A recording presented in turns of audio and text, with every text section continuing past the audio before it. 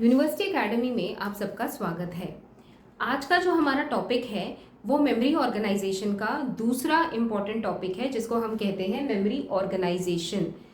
ये बहुत ही important topic है क्योंकि इसमें हम मेमोरी किस तरह से ऑर्गेनाइज होती है मशीन में, हम इसके बारे में जानकारी लेंगे। लेकिन इसको समझने से पहले आप मेरे पुराने वीडियो लेक्चर ज़रूर देखिए, जहाँ पर मैंने आपको सबसे पहले मेमोरी मॉड्यूल को इंट्रोड्यूस कराया था। मैंने आपको बोला था कि कंप्यूटर मशीन के साथ मेमोरी की क्यों ज़रूरत है, मेमोरी क्या करता है, मेमोरी कहाँ पे प्लेस्ड होता है, कितने प्रकार की मेमोरी होती है, एक से ज़्यादा प्रकार की मेमोरी होती है, जैसे आपका रजिस्टर हो गया, आपका कैश हो गया, आपका मेन मेमोरी हो गया।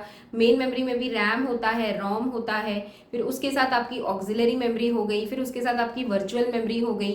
ये इतनी टाइप की मेमोरीज के बारे में हमने इंट्रोड्यूस कराया था पिछले वीडियो लेक्चर सीरीज में। उसके साथ मैंने आपको ये भी समझाया था कि क्योंकि इतनी मेमोरीज अवेलेबल है तो हायरार्की क्या है मेमोरी की, मतलब सीपीयू सबसे पहले डेटा कहाँ पे ढूंढेगा, किस मेमोरी में ढूंढेगा। फिर उसके बाद हमने समझा था सबसे इंपॉर्टेंट मेन मेमोरी के बारे में। मेन मेमोरी एक सेमीकंडक्टर मेमोरी होती है जिसके दो हिस्से होते हैं, एक होता है रैम और दूसरा होता है रोम। मैंने आपको रैम का चिप और रोम का चिप डिजाइन करके बताया था कि उसमें क्या क्या पिन्स होते हैं, वो कैसे ऑर्गेनाइज होता है और वो कैसे काम करता है। अब क्योंकि हमें मेन मेमोरी का कॉन्सेप्ट समझ में आ चुका है, तो अब आज का जो हमारा टॉपिक है वो हमें और अच्छे से समझ आएगा, जिसका डिटेलिंग है मेमोरी ऑर्गेनाइजेशन। तो आइए शुरू करते हैं आज का टॉपिक। अगर आपको इस लेक्चर के हैंड रिटन नोट्स की ज़रूरत है तो प्लीज़ नीचे दिए गए डिस्क्रिप्शन लिंक को ज़रूर क्लिक कीजिए। तो आइए स्टार्ट करते हैं मेमोरी ऑर्गेनाइजेशन। तो जैसा कि आप देख सकते हैं बोर्ड के ऊपर मैंने लिखा है, मेमोरी ऑर्गेनाइजेशन दो तरह से होती है। एक होती है 2D ऑर्गेनाइजेशन और एक होती है 2D and a half organisation. ये डी का मतलब यहाँ डायमेंशन से है। जैसा कि हमने मैथ्स में कई बार पढ़ा होगा, डायमेंशंस डेटा की डायमेंशनैलिटी डिफाइन करता है, एक्स एक्सिस और वाई एक्सिस। तो ये जो मेमोरी होती है, हमारी मेमोरी को मैंने आपको क्या बोला था, मैंने आपको बोला था वो एक हार्डवेयर है, वो एक छोटा सा सेल है, एक चिप है जिसको हम डिजाइन करते हैं। तो जाहिर सी बात है, जब वो एक छोटा सा सेल है तो उसके डायमेंशंस होते हैं, एक्स डायमेंशन भी होते हैं, वाई डायमेंशंस भी होते हैं। तो इसीलिए कंप्यूटर जैसे मशीन को की मेमोरी हम दो ऑर्गेनाइजेशंस में पढ़ते हैं। सबसे पहला ऑर्गेनाइजेशन हम कहते हैं 2 डायमेंशनल ऑर्गेनाइजेशन और दूसरा हम कहते हैं 2D and half memory organisation. तो हम दोनों ऑर्गेनाइजेशंस पढ़ेंगे, लेकिन आज के वीडियो लेक्चर सीरीज में मैं आपको 2D ऑर्गेनाइजेशन के बारे में समझाऊंगी। तो आइए स्टार्ट करते हैं 2D ऑर्गेनाइजेशन।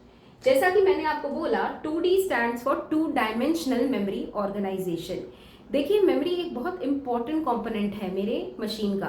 जैसा कि मैंने बोला, कंप्यूटर एक ऐसा मशीन है जो कि डाटा पहले स्टोर करता है, फिर डाटा प्रोसेस करता है।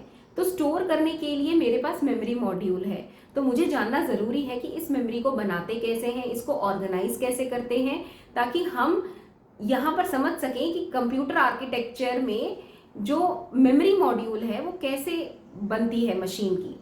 तो इसीलिए सबसे पहला ऑर्गेनाइजेशन है 2D ऑर्गेनाइजेशन।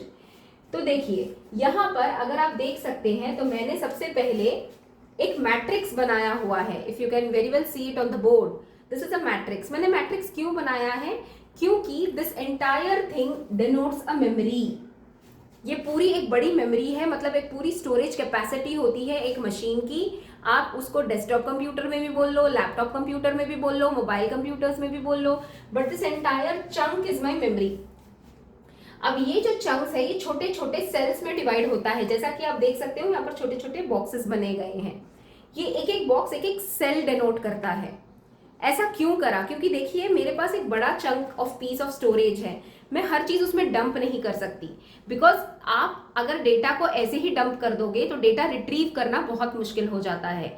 और मैंने आपको जब मैंने सीपीयू मॉड्यूल पढ़ाया था ये बताया था कि जितना जल्दी डेटा सीपीयू को अवेलेबल होता है उतनी अच्छी प्रोसेसिंग होती है मेरे मशीन की। तो सिर्फ डेटा स्टोर करना is not only the priority is also to retrieve the data. तो रिट्रीव करने के लिए जब तक मैं छोटे छोटे ऐसे सेल्स नहीं बनाऊंगी तो मैं डेटा को कहाँ ढूंढती रहूंगी इतने बड़े चंक में। That is one of the reasons you can say that a memory chip is organized in the form of an array, a two-dimensional array.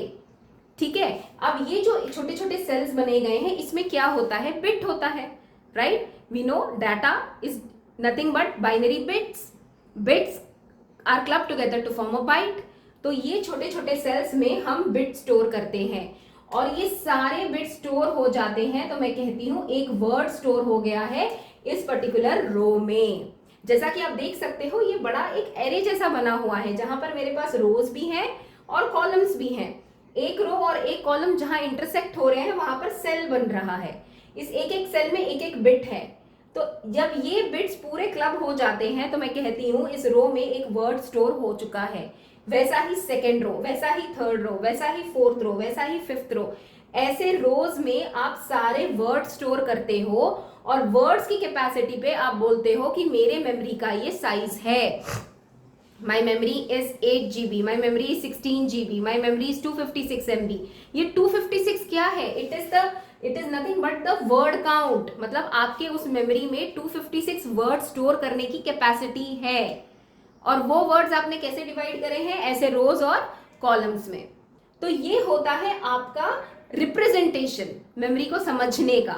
और इसको हम टू डायमेंशनल क्यों कहते हैं? क्योंकि देखिए अब ये टू डायमेंशनल है ना. There are only two dimensions. Either I talk about the x-axis or I talk about the y-axis. जब x और y दोनों मिल जाएंगे वहां पर मैं बोल रही हूँ मेरा एक सेल आ गया. So that is why this type of memory organization is called as two-dimensional memory organization. ठीक है, अब देखिए यहाँ पर जैसे मैंने डिनोट करा है this is nothing but a bit line. Bit क्योंकि यहाँ पर ये सारे बिट स्टोर करती हूँ मैं और जैसे ही ये बिट स्टोर हो जाते हैं this entire thing will form one word. So that is why if you can see I have written here it is word line.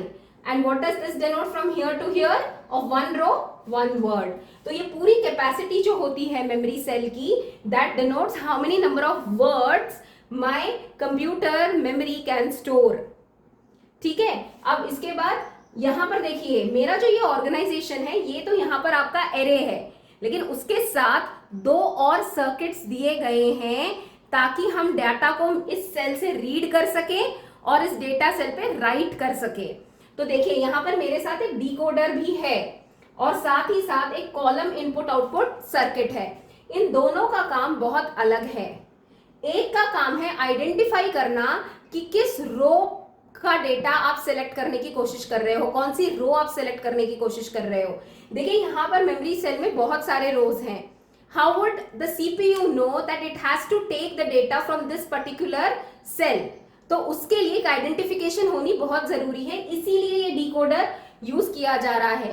And I hope everybody knows what a decoder does. A decoder is a combinational circuit that takes n inputs and gives out 2 raised to the power n output lines.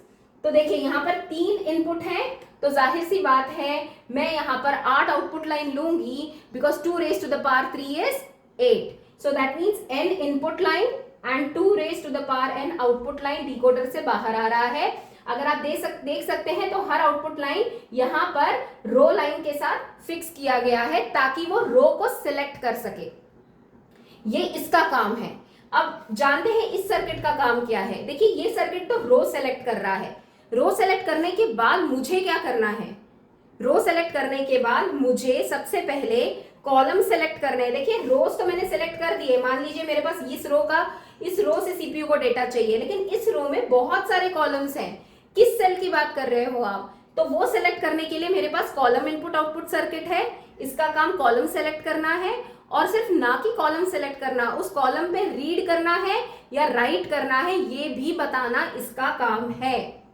So this is what is a two-dimensional memory organization circuit. I have a decoder circuit, I have a column input output circuit, I have a memory array cells which encompasses of bits and bits encompasses of word.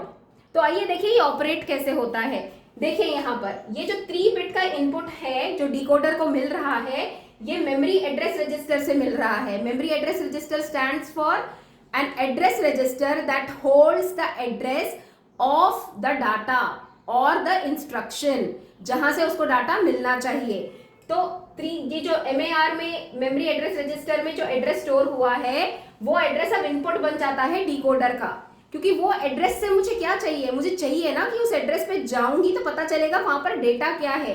जो data उसको चाहिए, किसको चाहिए, CPU को। MAR किसके पास issued है, CPU के पास। CPU ने मेमोरी एड्रेस रजिस्टर में कुछ एड्रेस डाला, 3 बिट का कुछ एड्रेस डाला। वो 3 बिट का एड्रेस अब सीपीयू से आगे किसको मिल रहा है, मेमोरी ऑर्गेनाइजेशन को। मेमोरी ऑर्गेनाइजेशन में भी वो 3 बिट का इनपुट एक डिकोडर सर्किट को मिल रहा है।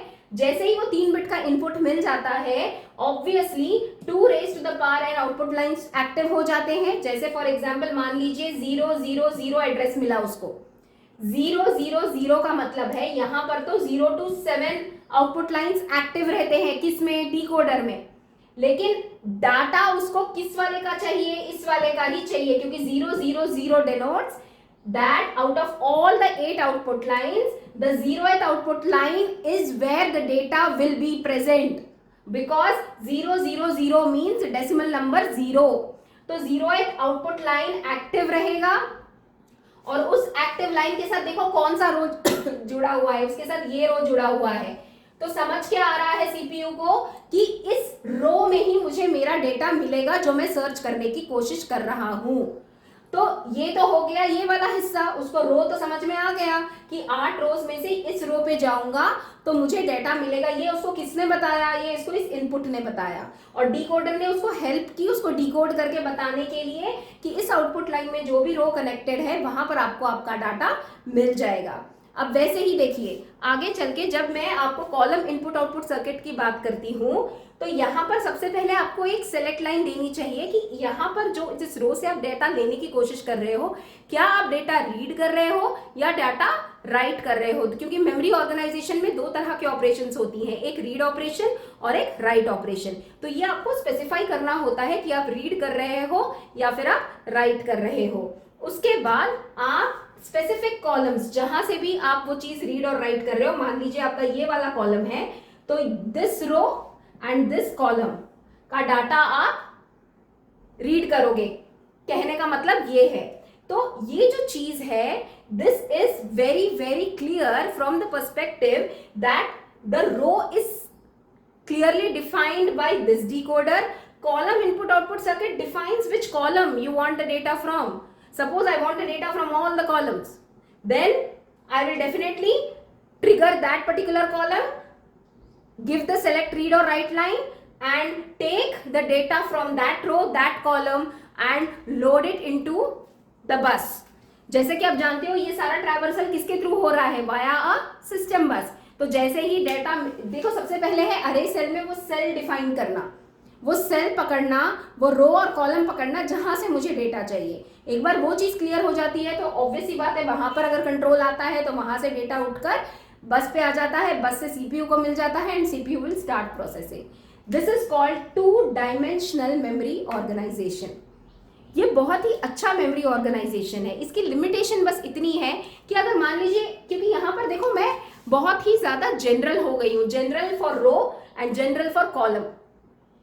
आई want to be specific cell, मान लीजिए मुझे इसी सेल का डेटा चाहिए, तो वैसे के लिए ये पर्टिकुलर ऑर्गेनाइजेशन जो होता है 2D ऑर्गेनाइजेशन, ये इतना हेल्प नहीं करता। लेकिन क्योंकि वो मुझे ये तो बता रहा है कि मुझे 3rd रो में जाना है और इस वाले कॉलम में जाना है, लेकिन अगर मैं इस वाले कॉलम की बात करती हूं तो इस वाले कॉलम में कौन सा सेल है that I do not know.